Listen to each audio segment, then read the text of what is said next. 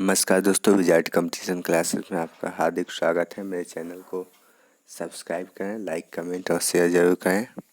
दोस्तों, आज हम साइंस से कुछ क्वेश्चन बताएंगे। वो बहुत इम्पोर्टेंट है। वो SSC, railway, banking, other competitive exam के लिए बहुत इम्पोर्टेंट है। उसमें बहुत सारे क्वेश्चन उससे आते हैं। आप सब लोग ध्यान से उसको पढ़ें और देखें। तो दोस्तों, आज चैप्टर है, टॉपिक है है साइंस का 500 क्वेश्चन है। तो देखिए, पहला क्वेश्चन जो है समस्थानिक परमाणुओं में प्रोटॉन की संख्या कैसी होती है। पहला क्वेश्चन है, समस्थानिक परमाणुओं में प्रोटॉन की संख्या कैसी होती है। तो देखिए, प्रोटॉन की संख्या समान होती है। समस्थानिक में परमाणुओं में प्रोटॉन की संख्या समान होती है। अब है दूसरा क्वेश्चन कि समस्थानिक क्यों होते हैं किसी एक ही तत्व के परमाणु जिनका परमाणु भार भिन्न हो किंतु परमाणु संख्या समान हो। देखिए, सेकेंड नंबर क्वेश्चन है, समस्थानिक क्यों होते हैं किसी एक ही तत्व के परमाणु जिनका, तो इसमें आंसर है परमाणु भार और भिन्न होते हैं किंतु परमाणु संख्या समान होता है। अब है 3 नंबर क्वेश्चन कि किसी परमाणु के नाभिक का आइसोटॉप वह नाभिक है जिसमें क्या होता है। तो देखिए, उसमें प्रोटॉन की संख्या वही होती है। प्रोटॉन की संख्या वही होती है, परंतु न्यूट्रॉन की संख्या भिन्न होती है। क्वेश्चन तीसरा है, किसी परमाणु नाभिक का आइसोटॉप वह नाभिक है जिसमें क्या होता है। तो देखिए, आंसर है प्रोटॉन की संख्या वही होती है, परंतु न्यूट्रॉन की संख्या भिन्न होती है। अगला क्वेश्चन है 4 नंबर, ऐसे परमाणु जिनके परमाणु क्रमांक समान परंतु परमाणु द्रव्यमान भिन्न होते हैं क्या कहलाते हैं। ऐसे परमाणु जिनके परमाणु क्रमांक समान परंतु परमाणु द्रव्यमान भिन्न भिन्न होते हैं क्या कहलाते हैं। तो आंसर होगा समस्थानिक। समस्थानिक में परमाणु क्रमांक समान होते हैं, परमाणु द्रव्यमान भिन्न भिन्न होते हैं। अगला जो क्वेश्चन है वो है, परमाणु जिसमें प्रोटॉन की संख्या समान परंतु न्यूट्रॉन की संख्या भिन्न भिन्न रहती है क्या कहलाते हैं। तो समस्थानिक। अगला जो क्वेश्चन है, एक भारी नाभिक के 2 हल्के नाभिकों में टूटने की प्रक्रिया को क्या कहते हैं। एक भारी नाभिक के 2 हल्के नाभिकों में टूटने की प्रक्रिया को क्या कहते हैं। तो इसको क्या कहते हैं, नाभिकीय विखंडन। नाभिकीय विखंडन। अगला क्वेश्चन है कि परमाणु बम का सिद्धांत किस पर आधारित है। तो परमाणु बम जो होता है उसका सिद्धांत है नाभिकीय विखंडन पर। परमाणु बम का सिद्धांत किस पर आधारित है, तो नाभिकीय विखंडन पर। अगला जो क्वेश्चन है कि सर्वप्राचीन सेल समूह की आयु किस विधि से आंकी जाती है। तो ये के आर्गन विधि से आंकी जाती है। क्वेश्चन है कि सर्वप्राचीन सेल समूह की आयु किस विधि से आंकी जाती है, मतलब उसकी उम्र किस विधि से आंकी जाती है। तो इसको के आर्गन विधि से आंकी जाती है। अगला क्वेश्चन है कि रेडियो सक्रिय पदार्थ किसमें उत्सर्जित करता है। तो रेडियो सक्रिय पदार्थ किसमें उत्सर्जित करता है, तो इसका आंसर होगा अल्फा किरण, बीटा और गामा। ये तीनों रेडियो सक्रिय पदार्थ में उत्सर्जित होते हैं। रेडियो सक्रिय पदार्थ में उत्सर्जित होने वाले किरण है अल्फा किरण, बीटा, गामा। अगला है, सूर्य पर ऊर्जा का निर्माण किसके द्वारा होता है। तो सूर्य पर ऊर्जा का निर्माण होता है नाभिकीय संलयन के द्वारा। अगला क्वेश्चन है कि किस कण में ऋणात्मक आवेश होता है। किस कण में, तो यह होता है बीटा कण में। अगला क्वेश्चन है, नाभिकीय रिएक्टर और परमाणु बम में क्या अंतर है। नाभिकीय रिएक्टर में श्रृंखला अभिक्रिया नियंत्रित होती है। नाभिकीय रिएक्टर में श्रृंखला अभिक्रिया जो होती है सो नियंत्रित होती है, लेकिन परमाणु बम में नियंत्रित नहीं होती है। यही अंतर है। अगला है, नाभिकीय रिएक्टर के निर्माण में कौन सा धातु अनिवार्य है। तो नाभिकीय रिएक्टर के निर्माण में जर्कोनियम धातु बहुत इम्पोर्टेंट है। अब है अल्फा कण के 2 इकाई धन आवेश होते हैं, इसका द्रव्यमान लगभग किसके बराबर होता है? तो इसका आंसर है हीलियम के 1 परमाणु के बराबर। अगला क्वेश्चन है कि कोबाल्ट 60 आमतौर पर विकिरण चिकित्सा में प्रयुक्त होता है क्योंकि यह किसमें उत्सर्जित करता है? तो आंसर होगा गामा किरण। इसके बाद है परमाणु पाइल का प्रयोग किसमें होता है? तो परमाणु पाइल का उपयोग होता है ताप नाभिकीय संलयन के प्रचलन में। अगला क्वेश्चन है कि मैडम क्यूरी किसकी इकाई का नाम है? क्यूरी किसकी इकाई का नाम है? तो यह है रेडियो एक्टिव धर्मिता की। अगला क्वेश्चन है नाभिकीय रिएक्टरों में ऊर्जा किसके द्वारा उत्पन्न होती है? तो यह नियंत्रित विखंडन के द्वारा। उसके बाद है नाभिकीय संलयन को ताप नाभिकीय अभिक्रिया भी क्यों कहते हैं? नाभिकीय संलयन को ताप नाभिकीय अभिक्रिया भी क्यों कहते हैं? तो उत्तर है क्योंकि संलयन में काफ़ी ऊष्मा पैदा होती है। अगला जो क्वेश्चन है कि रेडियो कार्बन डेटिंग की आयु ज्ञात करने के लिए किसको प्रयुक्त किया जाता है? तो जीवाश्मों को। अगला क्वेश्चन है कि परमाणु रिएक्टर क्या है? तो भारी पानी का तालाब। परमाणु रिएक्टर क्या है? तो भारी पानी का तालाब। अब है पृथ्वी की आयु का निर्धारण किस विधि के द्वारा किया जाता है? पृथ्वी की आयु का निर्धारण किस विधि के द्वारा किया जाता है? तो आंसर है यूरेनियम विधि द्वारा। अगला कौन से कथन सत्य है? अर्नेस्ट रदरफोर्ड ने रॉयल सोसाइटी के समक्ष कहा था कि मनुष्यों को नाभिकीय शक्ति कभी नहीं उपलब्ध होगी। उसके बाद है उसे यह विश्वास था कि आइंस्टीन के नियम फेल हो जाएंगे और मात्रा ऊर्जा परिवर्तित नहीं होगी। अगला क्वेश्चन 24 नंबर, सूर्य की ऊर्जा किसके द्वारा उत्पन्न होती है? तो यह नाभिकीय संलयन के द्वारा। 25 नंबर, कलपक्कम के फास्ट ब्रीडर टेस्ट रिएक्टर में किसकी शीतलक के रूप में प्रयोग में लाया जाता है? तो यह है गलित सोडियम को। अगला क्वेश्चन, तारे अपनी ऊर्जा किससे प्राप्त करते हैं? नाभिकीय संलयन से, और दूसरा गुरुत्वीय संकुचन से। इसके बाद है अगला क्वेश्चन, सही जोड़ी बनाइए। रेडियो समस्थानिक निदान सूचक का उपयोग आर्सेनिक 74 ट्यूमर के लिए, कोबाल्ट 60 कैंसर के लिए, आयोडीन 131 थायराइड ग्रंथि की सक्रियता के लिए, सोडियम 24 रक्त व्यतिक्रम के लिए। अगला क्वेश्चन है नाभिकीय रिएक्टर में भारी जल का प्रयोग किस रूप में किया जाता है? तो मंदक के रूप में। द्रव्यमान और ऊर्जा में किसका निष्कर्ष है? सापेक्षता का सामान्य सिद्धांत का। अगला क्वेश्चन है सौर ऊर्जा को बिजली में परिवर्तित करने के लिए कौन सी युक्ति प्रयुक्त की जाती है? तो इसका आंसर होगा प्रकाश वोल्टीय सेल युक्ति। इसके बाद अगला क्वेश्चन है कि बेरियम एक उपयुक्त रूप में रोगियों को पेट के एक्स किरण के परीक्षण से पूर्व क्यों खिलाया जाता है? क्योंकि बेरियम एक्स किरणों का एक अच्छा अवशोषक है जिससे चित्र में पेट की अन्य क्षेत्रों की तुलना स्पष्टता से देखने में सहायता मिलती है। उसके बाद है 32 नेक्स्ट क्वेश्चन, कुलिज नलिका का प्रयोग क्या है? क्या उत्पन्न करने के लिए किया जाता है? तो एक्स किरणों को उत्पन्न करने के लिए किया जाता है। अगला क्वेश्चन है परमाणु बम के विस्फोट में भारी मात्रा में ऊर्जा किसके कारण निकलती है? द्रव का ऊर्जा में परिवर्तन के कारण।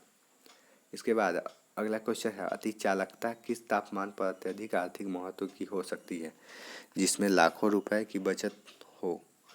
तो आंसर है सामान्य तापमान पर। इसके बाद अगला क्वेश्चन है एक्स किरणों का उपयोग क्रिस्टल संरचना के अध्ययन के लिए क्यों किया जाता है? आंसर है क्योंकि एक्स किरणों की तरंगदैर्घ्य तथा क्रिस्टल के अंतर परमाणु की दूरी की परिणाम की कोटि समान होती है। अगला क्वेश्चन, डायोड वह युक्ति है जो धारा को कितनी दिशा में प्रवाहित होने देती है? तो एक दिशा में प्रवाहित होने देती है। अगला क्वेश्चन है प्रकाश विद्युत प्रभाव धातु के सतह से किस स्थिति में इलेक्ट्रॉनों के निष्कासन के रूप में व्याख्यायित किया जाता है? तो उत्तर है उपयुक्त तरंगदैर्ध्य का प्रकाश उस पर गिरे स्थिति में। अगला क्वेश्चन है पी तथा एन प्रकार के दो अर्धचालक जब संपर्क में लाए जाते हैं तो पी एन संधि बनाते हैं, वह किस रूप में कार्य करता है? तो दिष्टकारी रूप में। अगला क्वेश्चन सेमीकंडक्टर में उसके उपयोग के आधार पर उपयुक्त अशुद्धियाँ किस लिए मिलाई जाती हैं? उसकी विद्युत चालकता बढ़ाने के लिए। अगला क्वेश्चन है कौन सा धातु अर्धचालक की तरह ट्रांजिस्टर में प्रयोग होती है? तो उत्तर है जर्मेनियम धातु। अगला क्वेश्चन है टेलीविजन के दूरस्थ नियंत्रण के लिए किस प्रकार के विद्युत चुम्बकीय विकिरण का उपयोग किया जाता है? तो अवरक्त प्रकार के। अगला है दूरदर्शन के संकेत एक निश्चित दूरी के बाद क्यों नहीं मिल सकते? आंसर है क्योंकि पृथ्वी की सतह वक्राकार है। अगला है जब जर्मेनियम जाली में आर्सेनिक परमाणु डाले जाते हैं तो वह क्या बन जाता है? तो यह बाह्य सेमीकंडक्टर। राडार का प्रयोग किस के लिए किया जाता है? तो दूरस्थ वस्तुओं की पहचान करने के लिए और ऊर्जा का पता लगाने के लिए। अगला क्वेश्चन है त्रिविमीय चित्र किसके द्वारा लिया जाता है? तो आंसर है होलोग्राफी के द्वारा।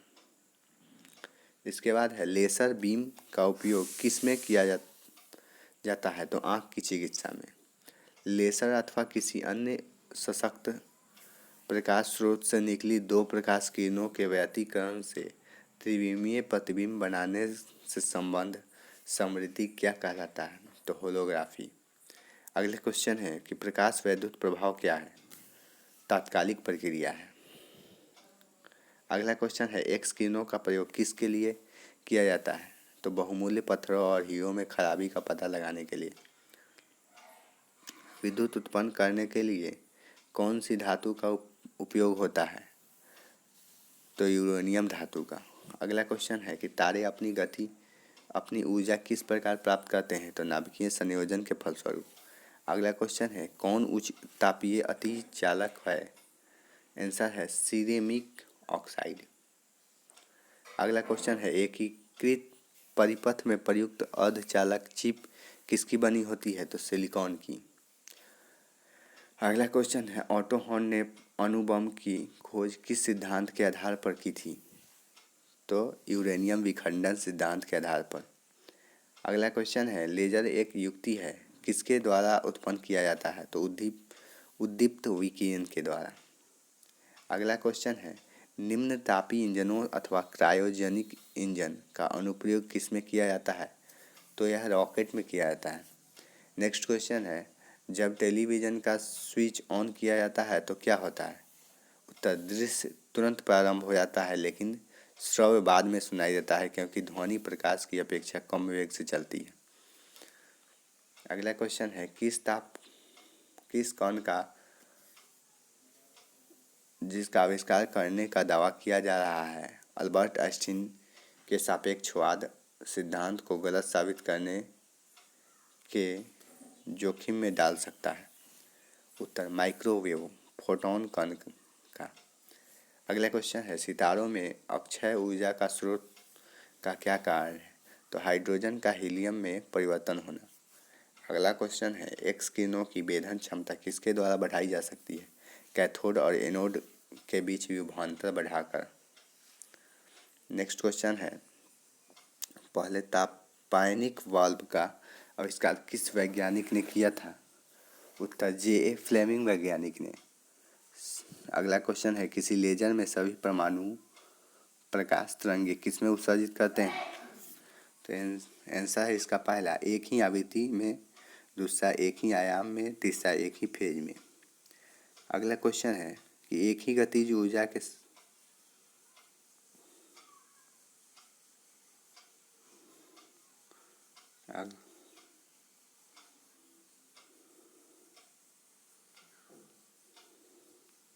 अगला क्वेश्चन है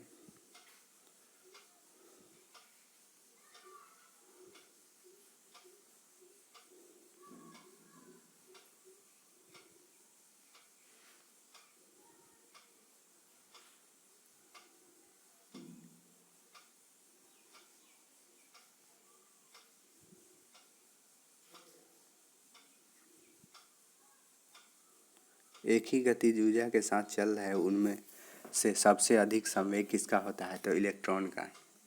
इसके बाद अगला क्वेश्चन है, सुपर कंडक्टर कैसे पदार्थ होते हैं? उत्तर, जो विद्युत करंट में प्रवाह को न्यूनतम रोधिका देते हैं। अगला क्वेश्चन है, कौन से विद्युत चुंबकीय तरंग नहीं है? तो है आंसर प्रसरण तरंग। इसके बाद अगला क्वेश्चन है कि सुपर कंडक्टर की चालकता कितनी होती है? तो आंसर है असीमित।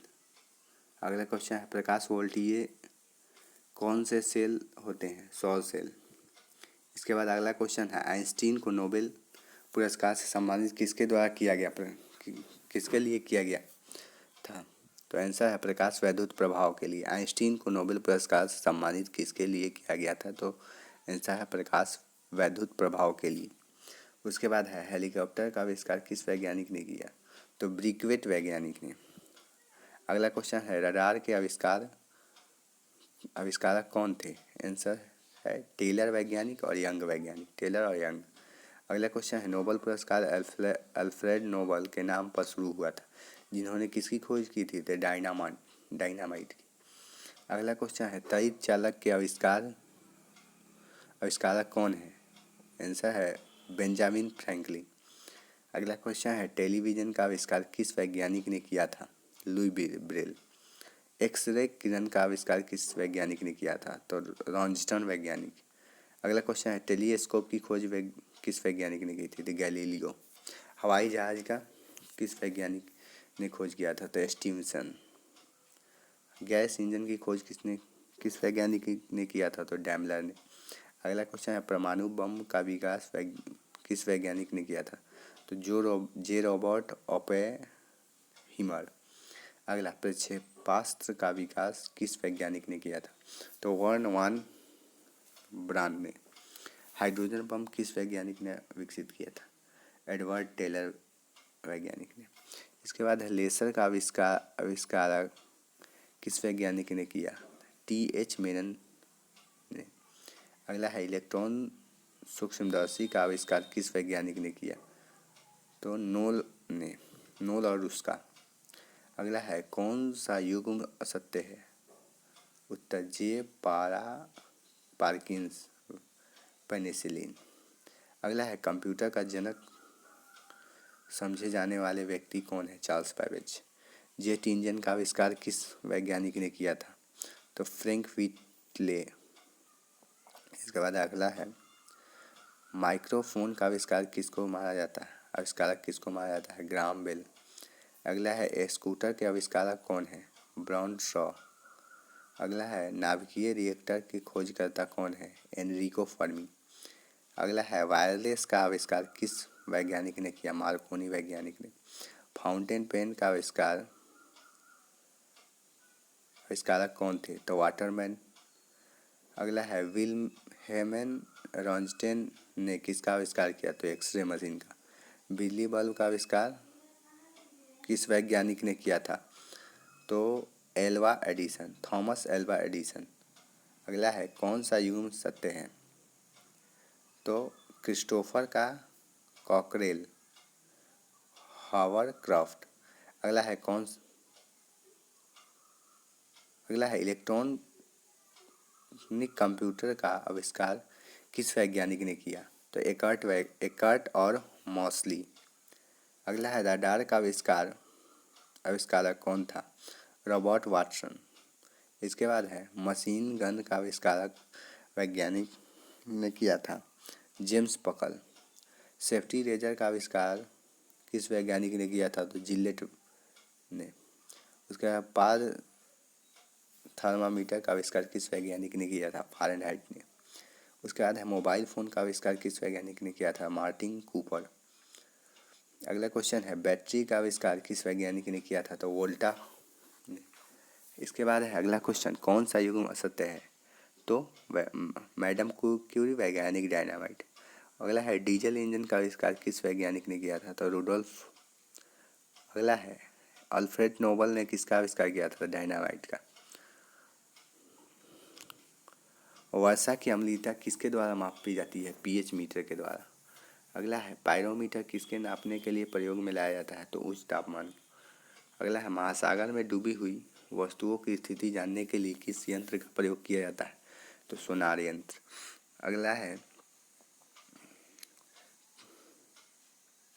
सापेक्ष आर्द्रता किस यंत्र से नापी जाती है? हाइग्रोमीटर यंत्र। रेफ्रिजरेटर में थर्मोस्टेट का क्या कार्य है? समान तापमान बनाए रखना। अगला है मैनोमीटर के द्वारा किसकी माप की जाती है? तो गैसों के दाब की। अगला क्वेश्चन है वायु की आर्द्रता मापने के लिए कौन सा यंत्र का प्रयोग किया जाता है? हाइग्रोमीटर। दूध के घनत्व किसके द्वारा मापा जाता है? तो लैक्टोमीटर। क्वेश्चन है अगला, दूध के घनत्व किसके द्वारा मापा जाता है? तो लैक्टोमीटर।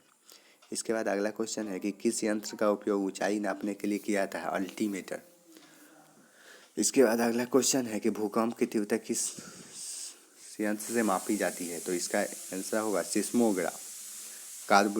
कार्बोरेटर का उपयोग किसके लिए होता है? तो पेट्रोल के साथ हवा को मिश्रित करने के लिए। उसके बाद है रेक्टिफायर का प्रयोग किसके लिए किया जाता है? तो एसी को डीसी में बदलने के लिए।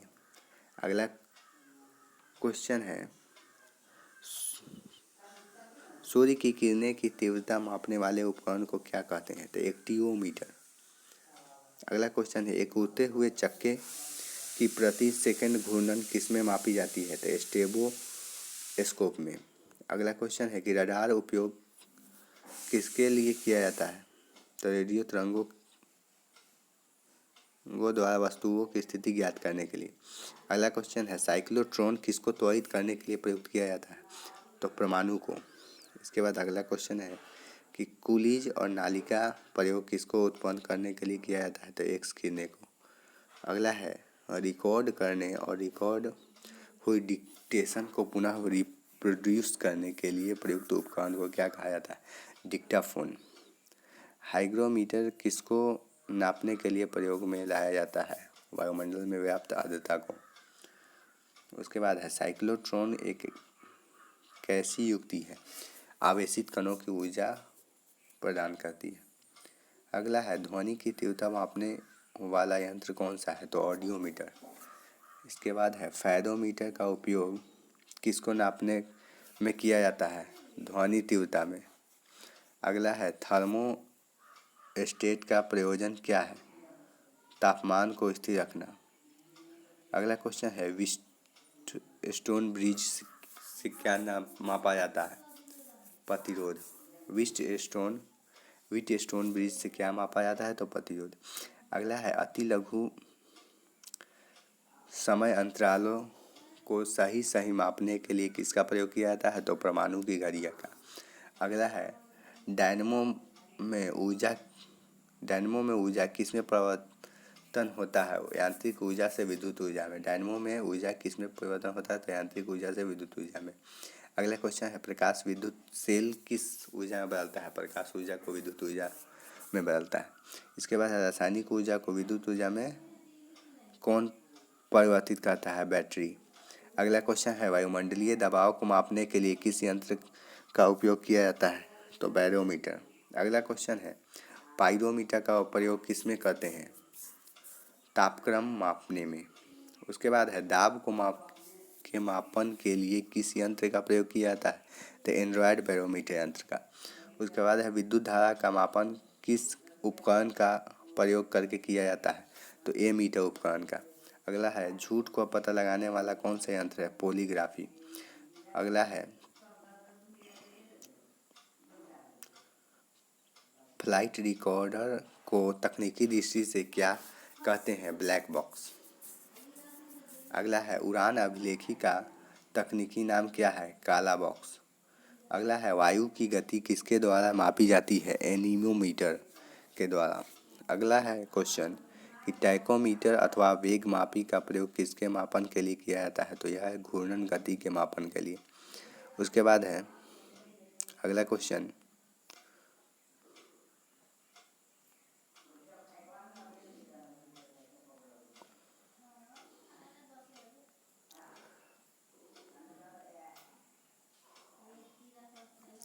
कृष्ण छिद्र सिद्धांत को किस वैज्ञानिक ने प्रतिपादित किया?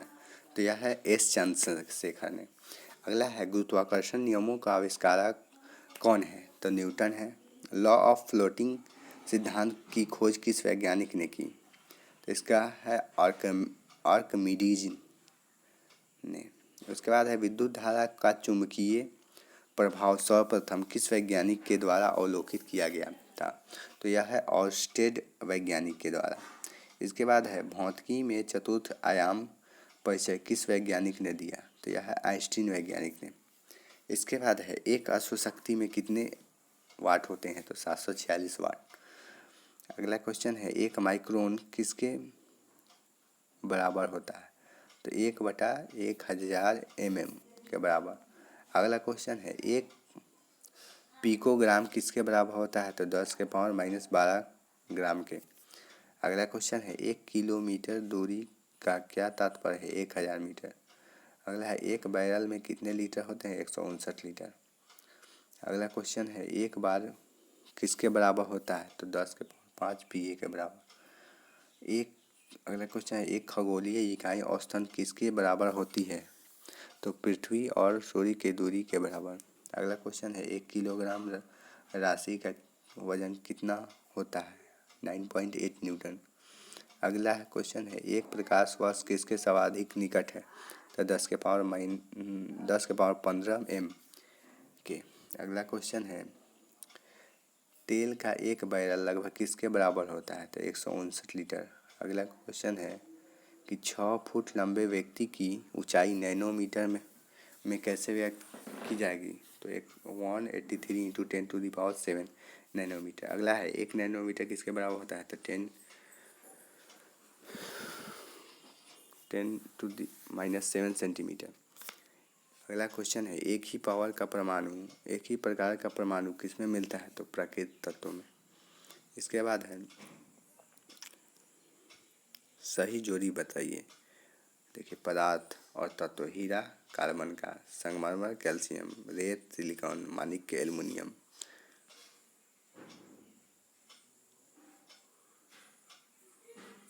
अगला वायु क्या है? मिश्रण। अगला क्वेश्चन कौन रासायनिक यौगिक है? अमोनिया। अगला क्वेश्चन कौन मिश्रण है? इस्पात। अगला क्वेश्चन है शुद्ध तत्व कौन सा है? तो सोडियम।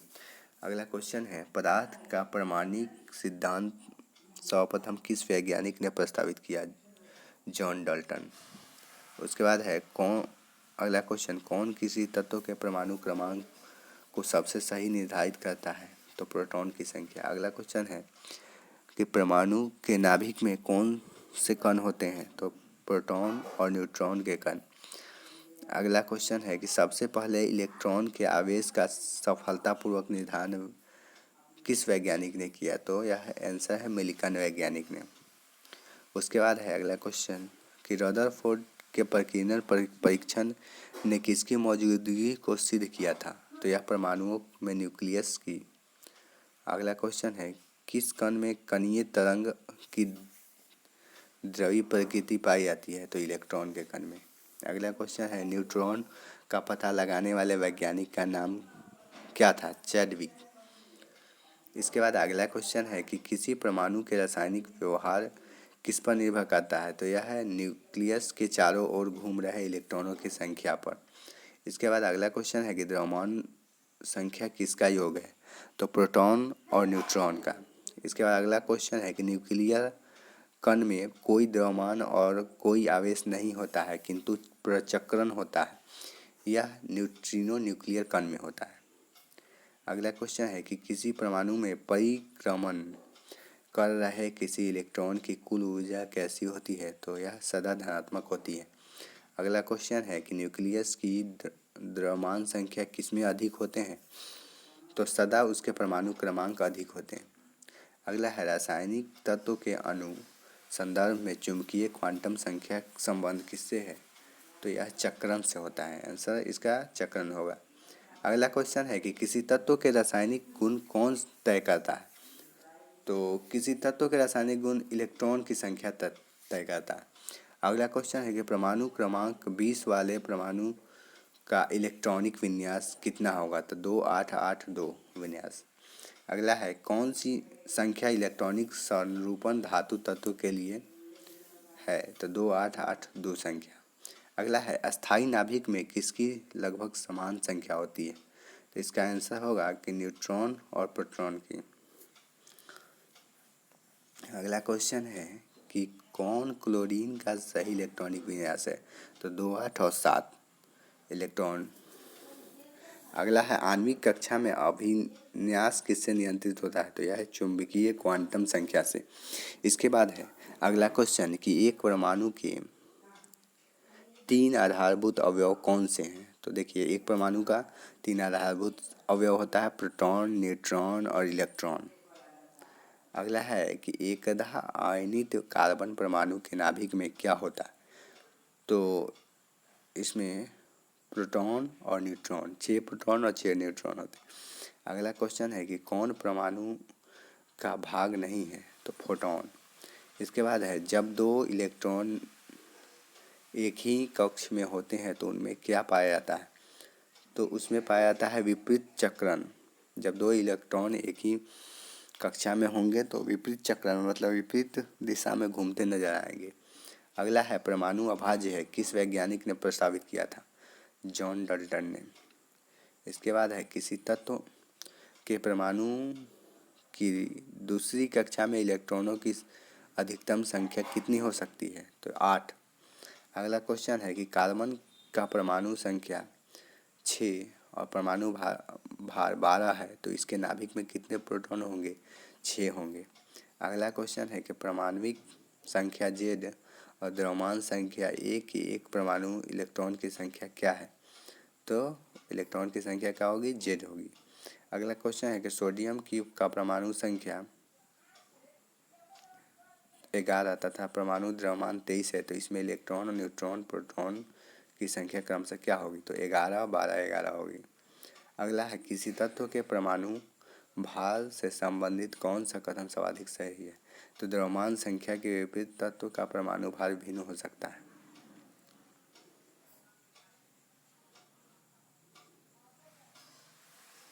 इसके बाद है परमाणु की प्रभावी त्रिज्या कितनी होती है? तो 10⁻⁻10 m।